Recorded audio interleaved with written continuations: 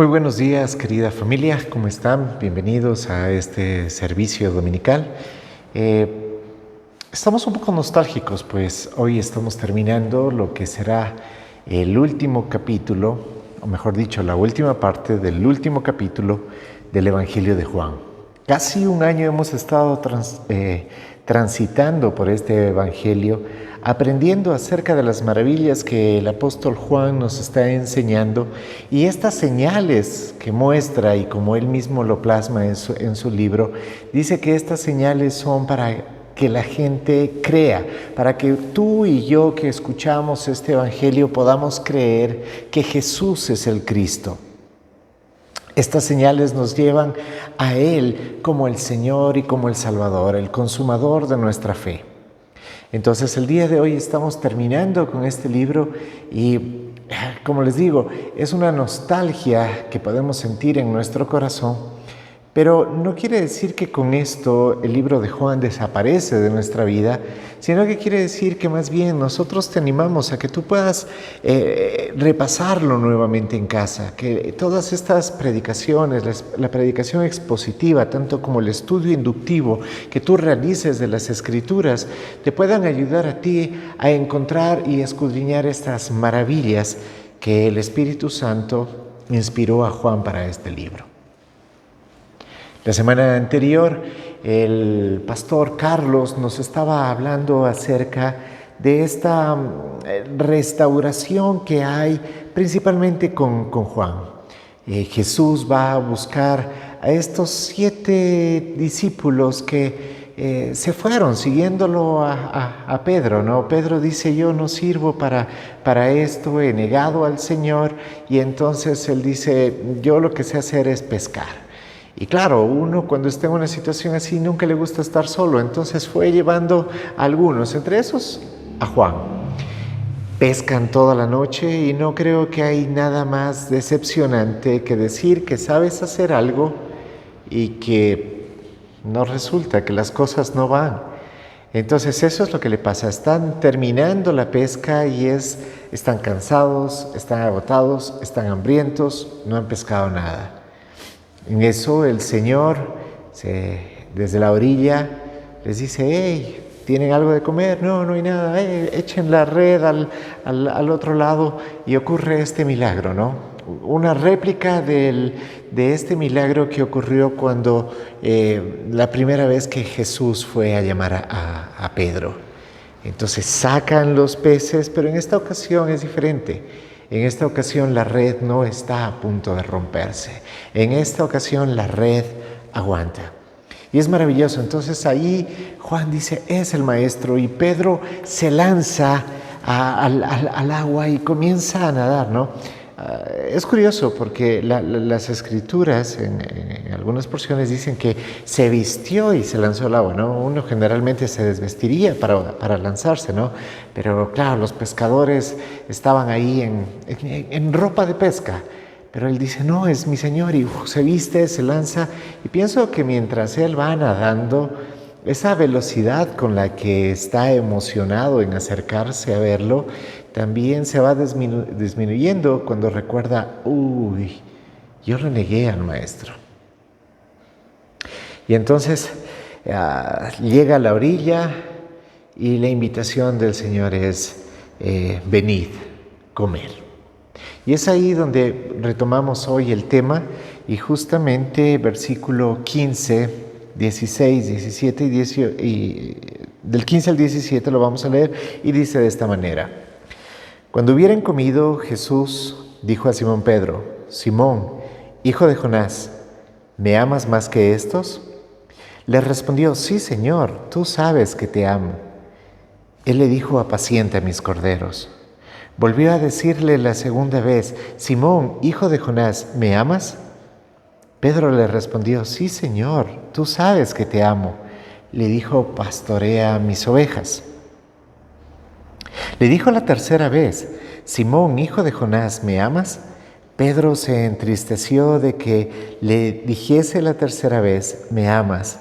Y le respondió: Señor, tú lo sabes todo. Tú sabes que te amo. Jesús le dijo: apacienta mis ovejas.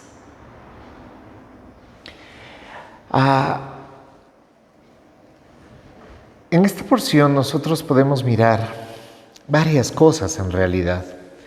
Primero, es increíble mirar al Señor Jesús, lo maravilloso, lo bondadoso, lo comprensivo, lo amoroso que Él es.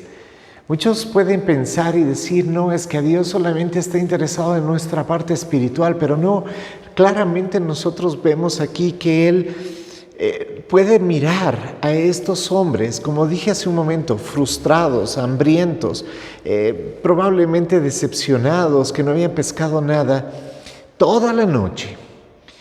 Y lo primero que Él hace no es, a ver, tenemos algo de qué hablar, tenemos que arreglar asuntos, no, sino más bien, venid, comamos. Esto inclusive es siguiendo la oración que Él mismo les enseñó, aquella oración maravillosa del Padre Nuestro, cuando dice, danos hoy de comer, danos nuestro pan de cada día, danos hoy ese pan de comer, danos de comer, Señor, y perdona nuestros pecados, y pongámonos a cuenta. Perdón, eso es lo que dice esta oración, y ese es el proceso que el Señor Jesús hace con Pedro. Ven, comamos y luego nos pondremos a cuenta. Y entonces Él se está ocupando también de la parte física, almática y obviamente espiritual de Pedro. Y entonces dice, cuando hubieron comido, luego de que Él se había repuesto sus fuerzas, recuerda, vino nadando, Él ha estado comiendo, probablemente pensando, tenemos una conversación pendiente con el Señor. Los otros evangelios nos dejan notar que ya hubo un encuentro previo entre Jesús y Pedro y probablemente ahí ya conversaron sobre este asunto, pero fue algo más íntimo. Pero la negación de Pedro es un acto público y yo creo que es necesario que públicamente también haya esta restauración. ¿Por qué? Porque probablemente había muchos que pensaban y decían, mira, Pedro lo negó, Pedro es violento, Pedro saca espada, corta orejas, Pedro le dice al Señor, aunque todos te negaren, yo no te voy a negar. O sea, Pedro es muy hablador y poca acción. Más bien Juan es el bueno. Juan estuvo al pie de la cruz, al mismo punto que Jesús, antes de morir, le dice, hijo, he ahí tu madre, madre, he ahí tu hijo. O sea, Juan es el bueno. No, y no se trata de decir cuál es el mejor, ¿sí? Sino que probablemente más bien es Pedro mismo se ha descalificado a sí mismo. Pedro mismo dice, yo no valgo para esto. Y entonces el Señor quiere, delante de todos, poderle mostrar lo que ocurre. Entonces, quiero que retomemos nuevamente. Dice, cuando hubieron comido, Jesús dijo a Simón Pedro, Simón, hijo de Jonás, ¿me amas más que estos? Hay varias formas de entender esto. Hay algunos que pueden mirarlo y dice, ¿me amas más que estos, más que estas personas? Y pienso que, si bien es cierto, las escrituras no tienen tono, pero no creo que haya sido en tono displicente. ¿Me amas más que estos? No. Una pregunta, ¿me amas más que estos? Hay otros teólogos que piensan que se refería en el contexto de la pesca, ¿me amas más que esto, más que la pesca que acabas de obtener? ¿Me amas más que tu trabajo? Entonces, respondiendo a estas dos preguntas, la una sería, Pedro, ¿me amas más que tu familia? ¿Me amas más que a tus hermanos? Pedro, la segunda pregunta, Pedro, ¿me amas más que a tu trabajo? ¿Me amas más que a las cosas que tienes que hacer a diario? Y estas preguntas pueden calzarnos hoy también a cada uno de nosotros.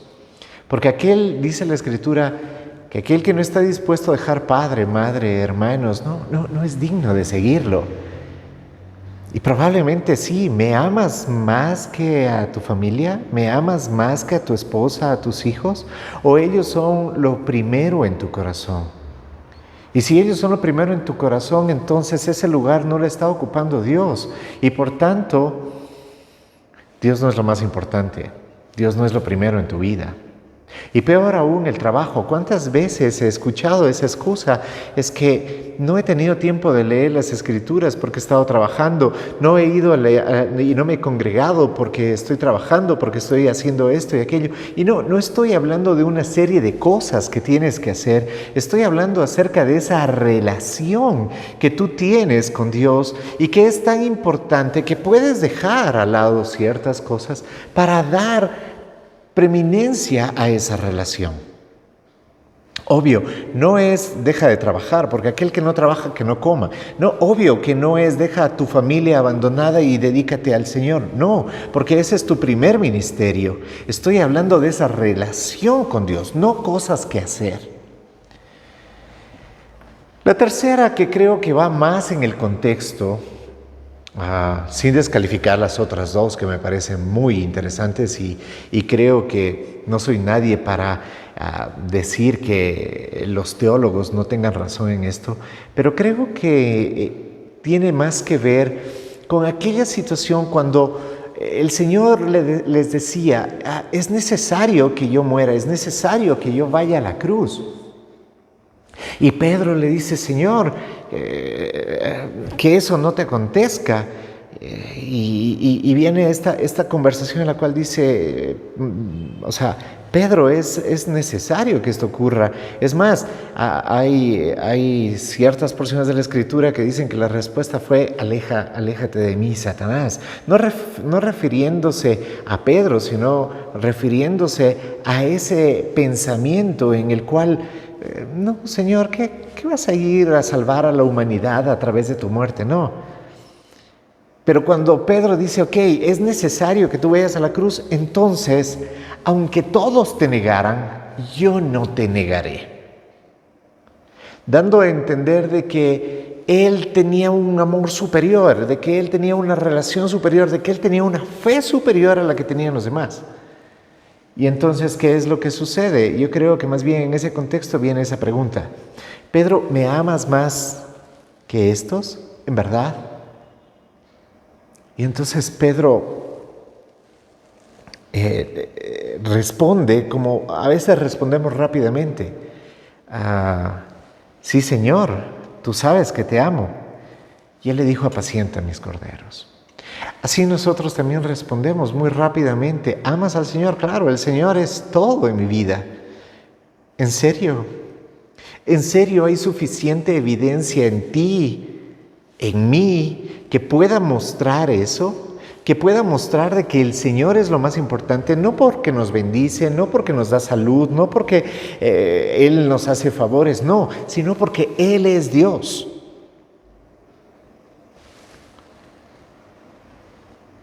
Y esta primera pregunta que hace con respecto a ¿me amas?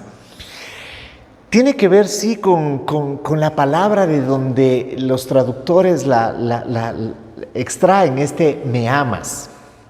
Obviamente yo quiero darte a entender algo. En mis comienzos, al estudiar las Escrituras, para mí era muy importante el griego, el hebreo, y a ver qué quiere decir esta palabra y aquella, y tenía una fascinación en eso. Luego me di cuenta de que no es tanto el griego, el hebreo. No estoy diciendo que no sea importante, estoy diciendo que a la luz de las Escrituras y la revelación del Espíritu Santo, su palabra está para cada uno de nosotros. No está para aquel que estudia teología más profundamente. Estamos llamados a rumiar su palabra, a ser estudiosos y diligentes con la Escritura. Pero no quiere decir que es exclusivo para unos y para otros no. Aquel que tenga el Espíritu Santo entenderá su Escritura. Pero en este caso creo que es importante de dónde viene la palabra, porque la palabra de la cual se traduce esta primera vez, me amas, es la palabra agapao, ¿sí? De donde nosotros conocemos el amor ágape. Ese amor que es que está más allá de los sentimientos, que descansa en la voluntad, podemos decirlo de esa manera. Descansa en la voluntad, o sea, es aquello que le da el piso a Juan 3:16, porque de tal manera amó. No es yo te amo porque tú has hecho buenas cosas, porque tú te lo mereces. No, te amo porque aún siendo pecadores, Él escogió amarnos. Es una forma de amor que no tiene que ver con lo que somos, con lo que hacemos o con lo que merecemos. Porque ni lo que somos, ni lo que hacemos, ni lo que merecemos concuerda con lo que Dios, a través de su gracia, su amor y su misericordia, nos da. Es increíble, es impresionante. Es un amor maravilloso. Y ese es el amor. Y eso vamos a estar hablando a partir de la siguiente semana en el seminario de la familia. Ese es el amor que pide que tengamos entre cónyuges. Un amor que no dependa de si haces las cosas para que me agraden o no me agraden y entonces por eso te amo. No, yo te amo porque he decidido amarte. Porque el día que te escogí como mi cónyuge, decidí amarte de tal manera que no depende de si tú haces o no haces las cosas. Depende de mi decisión y mi compromiso, mi pacto de amarte. Y esa es, ¿me amas de esa manera, Pedro? O sea, lo que le está diciendo en esta primera pregunta es, Simón, Pedro, hijo de Jonás, ¿me agapeas más que estos? Esa es la pregunta. Y Pedro pienso que no lo piensa muy bien y responde rápidamente, sí, Señor, tú sabes que te amo. La siguiente pregunta viene en el mismo sentido y tal vez podemos pensar que es la misma. En el español dice, las 3 veces le está preguntando si lo ama. Pero en esta segunda vez más bien tiene que ver con fileo. Porque le dice sí te amo. Y ese sí te amo no es sí te agapeo, sino es más bien sí te fileo. Entonces le dice en la segunda pregunta, Simón, ¿me fileas? ¿Qué es fileo? Fileo sí involucra las emociones. Fileo sí es ese amor que tiene que ver con lo fraternal, con tener a alguien en alta estima. Entonces, en el sentido para entenderlo sería más bien como que Pedro dice, tú me preguntas si te agapeo, si te amo, descansando en mi voluntad. Creo que no, Señor. Para evidencia está lo que sucedió, pero sí te fileo. Entonces, ¿me fileas? ¿Tienes alta estima por mí? Sí, Señor. Y entonces Jesús desciende al nivel de Pedro en la tercera pregunta, y entonces ya no es que le pregunta si le agapea, si está en ese nivel de amor, sino, entonces Pedro, tú me fileas. Y entonces Pedro entiende el propósito de Jesús en estas 3 preguntas. Porque no son 3 preguntas para destruirlo a Pedro, para terminar con él. No, más bien veo mucho amor, mucha misericordia y veo al Señor siendo tan paciente como siempre es Él, llevándolo a través de esta espiral solamente para mostrarle que no reposa en su fuerza, en la fuerza de Pedro me refiero, sino que reposa en Él. Porque Él inicialmente le dice, mira, ¿me amas más que estos? Tú quisiste hacerlo a tu forma, a tu manera, y sí, de esa forma violenta que hablábamos hace un momento, con la espada, reconviniendo al Señor, ¿cómo te va a pasar esto? Lo quisiste hacer a tu forma y a tu manera. ¿Eso te alcanza para agaparme? No. ¿Me tienes en alta estima? ¿Me fileas en verdad como para caminar conmigo, para estar conmigo? ¿Por qué te encuentro pescando? Y entonces Pedro va entendiendo, ya sale de la emoción, sale de ese apresuramiento que siempre tenía para responder, al punto que en la tercera pregunta se da cuenta y dice, es verdad, Señor, yo no te he agapao o agapeo, no lo hago. Si bien es cierto, te fileo, pero ni siquiera es tanto, sí, te tengo en alta estima, Señor, pero no podría morir por ti, yo no puedo. Eso es Pedro. Me imagino que eso es lo que Jesús sintió en su corazón. Eso es Pedro. Quiero que tú te des cuenta que tú no puedes, porque lo que debes entender es que separado de mí nada puedes hacer. Pero en tu debilidad, yo soy fuerte. Y entonces le muestra a Pedro el camino. Le muestra y Pedro lo entiende al fin después de tanto tiempo. Él entiende y se da cuenta de que no es por él, de que no es porque él es Pedro, ¿sí? Piedra. Porque si tú te das cuenta, inclusive cuando él le hizo el llamado, le dijo, ya no serás más Simón, ahora te llamarás Pedro y sobre esta piedra edificaré mi iglesia. Wow, uno puede decir eso me suena a que le dio un rango superior. Y eso es lo que muchas iglesias han pensado y lo que los romanistas utilizan para dar pie a la autoridad que ellos tienen. Pero no es así y no funciona de esa manera.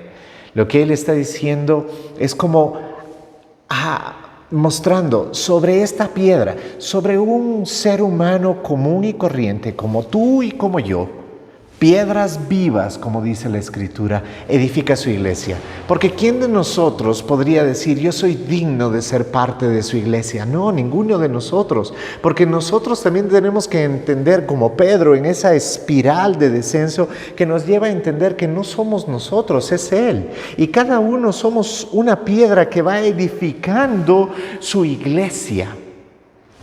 Y sobre esta piedra le está diciendo a Pedro, como que le dijera hoy a cualquiera, sobre esta piedra, como que me diga a mí, como que te diga a ti, sobre esta piedra edificaré mi iglesia. No es un rango, no es una posición eclesial, es sobre este ser humano que no merece nada, depositaré mi gracia y edificaré mi iglesia.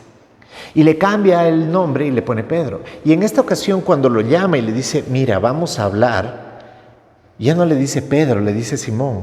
No lo está bajando de rango. Lo que está haciendo es llegar a la intimidad con él, hablar íntimamente con Simón. Y le dice, hey, olvídate de la misión, olvídate de todo, vamos a hablar los dos. Vamos a hablar los dos. Y vamos a hablar acerca del amor y de la fortaleza para hacer lo que en las 3 ocasiones le dice. En la una le dice, apacienta mis corderos, en la otra dice, pastorea mis ovejas, y en la otra, apacienta mis ovejas. En estas 3 ocasiones está diciendo exactamente lo mismo. Mira, que no es, bueno, como tú no me agapeas, entonces ya no tienes nada que hacer. No, ¿me agapeas? No, Señor, no te agapeo. Ok, apacienta mis ovejas. Señor, te fileo. Sí, me fileas, no como deberías, pero está bien, apacienta mis ovejas. Ay, Señor, pero ni siquiera te fileo bien. Ok, apacienta mis ovejas. O sea, en las 3 ocasiones le está diciendo lo mismo. ¿Y qué es apacentar? Apacentar propiamente es aquello de lo que hacían los hebreos en aquel tiempo, que era el cuidado de las ovejas. Y propiamente apacentar no es como tal vez nosotros solemos entender, como cuando uno tiene un perrito y le dice, ay, qué bonito mi perrito. Sí, eso no es apacentar. Apacentar es literalmente dar de comer. Y esa es la función pastoral que hoy tenemos. Y todos hemos sido llamados a un sacerdocio, y dentro de ese sacerdocio tú en tu casa como varón tienes que apacentar a tu esposa, a tus hijos. Cuando no está el esposo o la esposa tiene que apacentar a los hijos. ¿Sí? Nosotros como hermanos en Cristo tenemos que apacentar a los hermanos. Y apacentar es dar de comer. Dar de comer la palabra de Dios. No estamos llamados para hacer un sinnúmero de cosas que hoy se ha puesto dentro de la actividad pastoral. Es que tiene que dar consejería, es que tiene que hacer esto, es que tiene que hacer lo uno y tiene que hacer lo otro. Los apóstoles fueron claros. No puedo estar involucrado en tantas cosas. Yo tengo que dedicar mi tiempo a lo que el Señor me ha llamado, a leer la Escritura, a preparar buen alimento a la congregación y a orar. Porque si no oro, ¿cómo preparo buen alimento? Si no oro, ¿cómo doy algo saludable a la congregación? Y eso es lo que le está diciendo Pedro. Pedro, ahora yo te estoy llamando a que se cumpla lo que te he llamado a hacer. No eres tú un pescador de peces, tú eres un pescador de hombres. Y para esto te estoy llamando y te estoy diciendo y te estoy mostrando que esa labor no la vas a poder hacer a menos de que reconozcas que no es tu amor en mí, sino es mi amor en ti, porque te he amado desde antes de la fundación del mundo. Y eso tiene que provocar en nosotros un cambio y una transformación tal como la que se revela en el versículo 18. De cierto, dice, de cierto te digo, cuando eras más joven te ceñías e ibas a donde querías, mas cuando ya seas viejo, extenderás tus manos y te ceñirá otro y te llevará a donde no quieres. Esto dijo dando a entender con qué muerte habría de glorificar a Dios. Y dicho esto, añadió, sígueme. Recuerda la conversación de la que salen. Parece como que no tuviera mucho sentido. Ahora yo te hablo de la muerte que vas a tener. Pero yo creo que esto va mucho más profundo. No solamente está hablando acerca de la muerte física que va a tener, sino está hablando acerca de lo que el apóstol Pablo más tarde hablaría. Ya no vivo yo, mas Cristo vive en mí. Porque para entender y hacer esta labor de apacentar, para hacer esta labor de pastorear, sabiendo de que somos tan débiles en nuestro amor hacia el Señor, porque somos débiles, somos fracasados en cuanto al amor enorme que deberíamos tener por nuestro Dios y Señor, tenemos que entender que solamente muriendo a nosotros mismos, dejando a un lado nuestro egoísmo, de siempre estar pensando, dame, aliméntame, yo vengo a buscar, porque eso es lo que nosotros siempre queremos. Ponte a pensar, ¿por qué son las discusiones entre esposos? Porque el esposo no hace lo que la esposa quiere y viceversa. Y con los hijos, porque los hijos no hacen lo que los padres quieren y los padres no se comportan como los hijos quieren. Siempre estamos pensando en el egoísmo, siempre estamos pensando en nosotros. Y de la misma manera actuamos en la iglesia cuando venimos y pensamos que solamente vengo a buscar mi alimento, no me interesa lo que pasa con los demás, yo vengo el domingo, me dan mi palabra y me voy satisfecho. No es eso. Porque si no venimos y tenemos por lo menos, por dar un ejemplo ¿no? Venimos y tenemos momento de coinonía y nos preocupamos de los demás y hablamos con los demás y conocemos a los demás, entonces realmente, ¿qué estamos haciendo como iglesia? Si somos una iglesia individualista, que cada uno hace lo que quiere, o somos una iglesia inclusive separada de las demás congregaciones, porque las demás congregaciones no, es que nosotros somos los únicos que nos vamos a salvar. Por Dios, démonos cuenta que somos nada dentro de un plan increíble de Dios, en el cual nos da el privilegio. Y Él nos ama tanto que nos da ese privilegio. Entendamos para salir de esa mediocridad de sí, Señor, te amo, pero nuestros frutos demuestran totalmente lo contrario. Entonces necesito morir. Entonces, si bien es cierto, está hablando en este momento a la muerte de que Pedro iba a tener más adelante, esta muerte en la cual él va a ser crucificado igual que su maestro, pero él se ve ya tan indigno después de entender esto, se ve tan indigno que dice, no, si me van a matar, máteme por lo menos crucificado boca abajo. Pero no creo que solamente está hablando de su muerte física, sino que creo que una enseñanza para hoy, una enseñanza exegética para nuestro tiempo es: necesito morir a mí para que Cristo pueda vivir en mí. y pueda hacer esta labor que en mis fuerzas es imposible. Y por eso le dice finalmente, sígueme, sígueme. No es, ve delante, no, sígueme, sigue mis pasos, ámame y sígueme. Y eso le da el nombre a la predicación de esta mañana. Ámalo y síguelo. Podría ser síguelo y ámalo. Ok, el orden de los factores no altera el producto, pero algo tienes que hacer. No por salvación, porque Él ya te ha salvado, pero ¿cuál es nuestra respuesta a esa salvación? Ok, vamos con la parte final. Estamos terminando.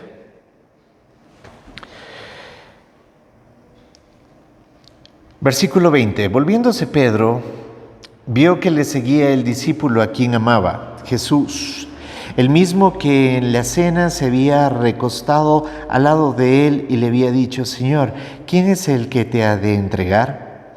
Cuando Pedro le vio, dijo a Jesús, Señor, ¿y qué de éste? Jesús le dijo, si quiero que él quede hasta que yo venga, ¿qué a ti? Sígueme tú. Parece como que ya no tuviera nada que ver, pero recordemos, siempre esta es una historia, es una narrativa que Juan está haciendo, entonces esto viene seguido.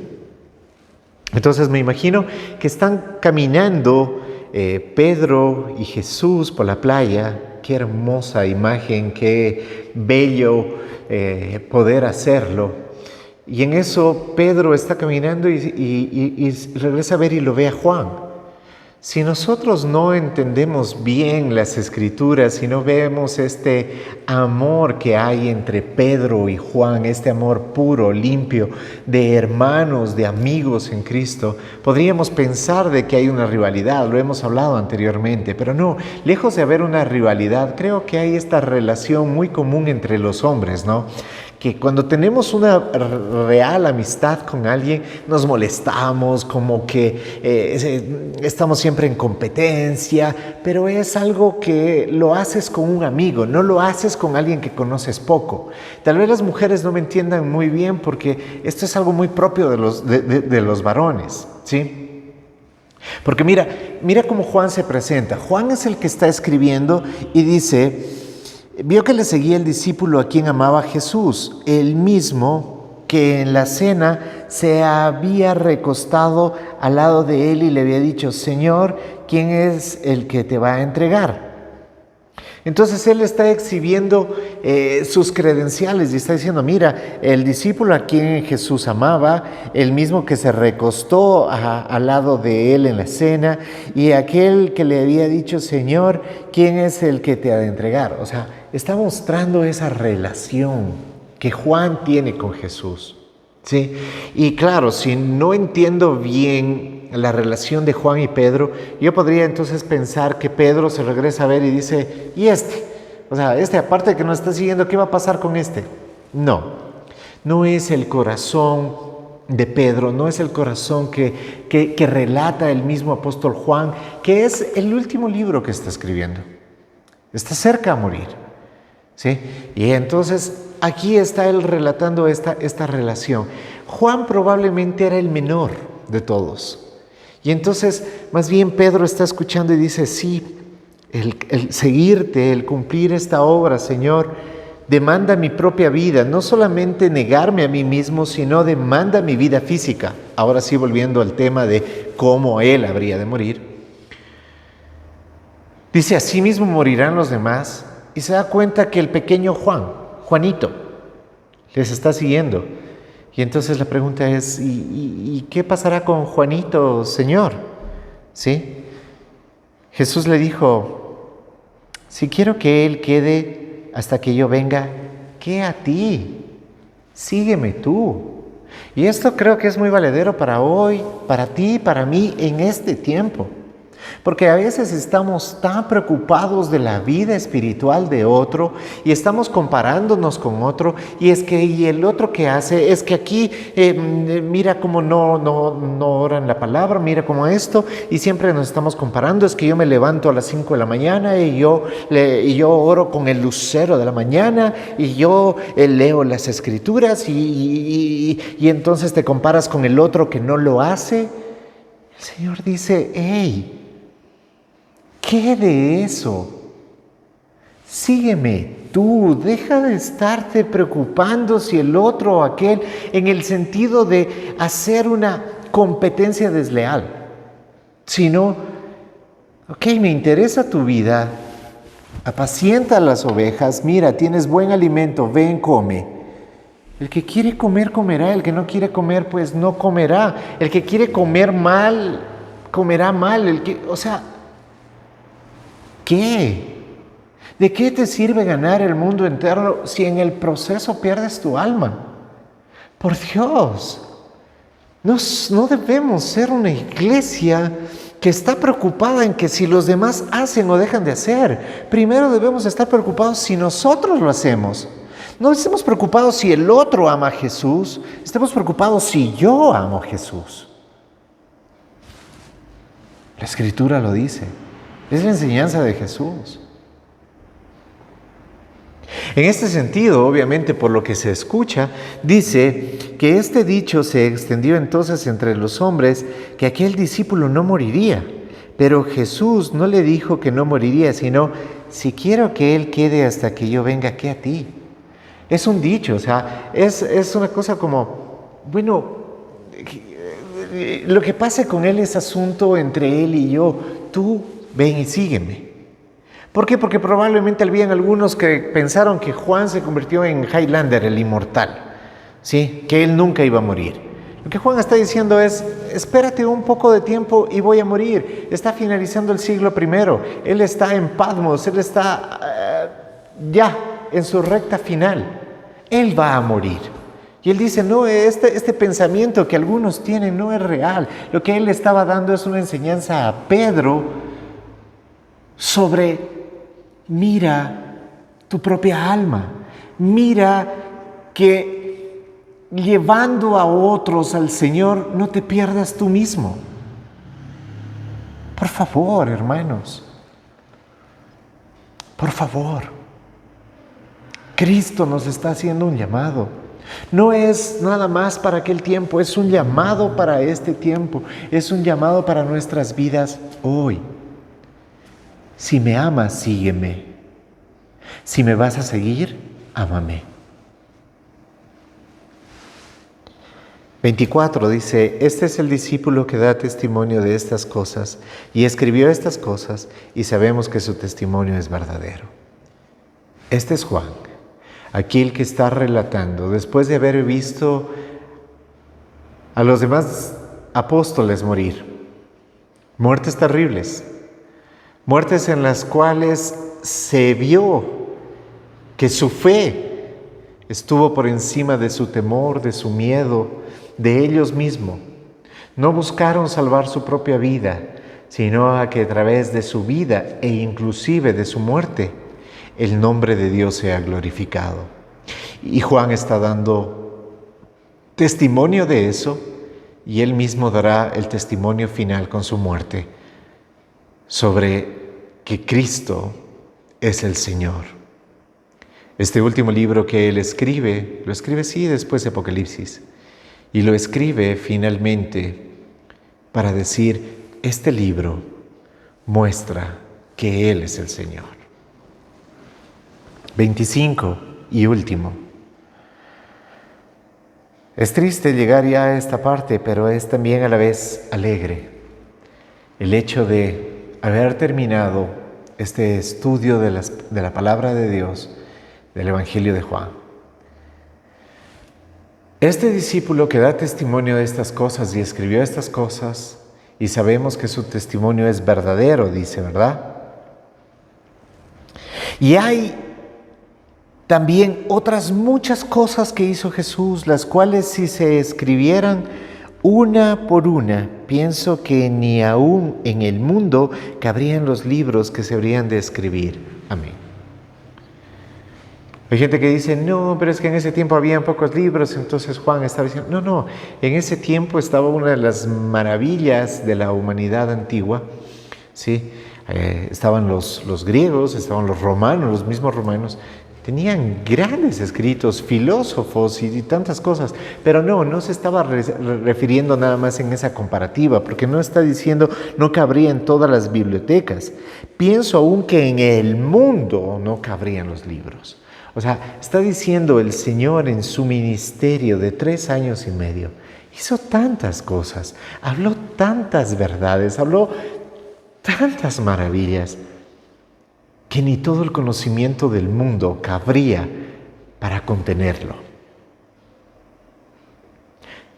Pero lo que Él nos ha dejado por este tiempo, mientras estamos en este mundo como advenedizos, como extranjeros, lo que tenemos en este tiempo es lo que necesitamos saber en este tiempo.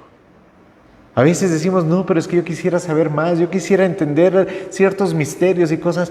¿Para qué quieres entender lo que hoy no entiendes y lo que entiendes muchas veces no lo estás poniendo en práctica? Amados hermanos, esta última porción lo que nos debe llevar es a considerar en verdad y cuestionarnos nosotros mismos ¿qué tanto amamos a Jesús? ¿Es agapeo? ¿Es fileo? ¿En verdad nos alcanza para fileo? Porque recuerda el primero y gran mandamiento. Amarás a Dios sobre todas las cosas, sobre tu familia, sobre tu trabajo, sobre el dinero, sobre la salud, sobre lo que te da o no te da. ¿Amas a Dios sobre todas las cosas? Y ¿a tu prójimo como te amas a ti mismo? ¿O te amas tanto tú que tu prójimo no te interesa? Bueno, ellos verán. Y no me refiero hace un momento. Eso era hacia la crítica. Dejemos de criticar al hermano por si hace o no hace, pero sí debo preocuparme por él y por sus necesidades. Queridos hermanos, hay mucho por qué meditar y el Señor está haciendo un llamado a nuestras vidas para que lo hagamos. Y no solamente una meditación intelectual, sino que podamos pedirle al Espíritu Santo que Él nos guíe a toda verdad, porque ese es el propósito y para eso el Señor Jesús lo ha enviado. Pongámonos de pie. La iglesia es como un arco transporta agua y Cristo es el agua viva. Un arco nos conecta y como iglesia debemos conectarnos con la gente, velando por los intereses de los demás. Un arco es la fuerza que envía valientes hombres de Dios. Y un arco genera unidad entre dos cosas separadas, Dios y el hombre. Esa es la iglesia, la esposa. Vivamos la iglesia, seamos el arco.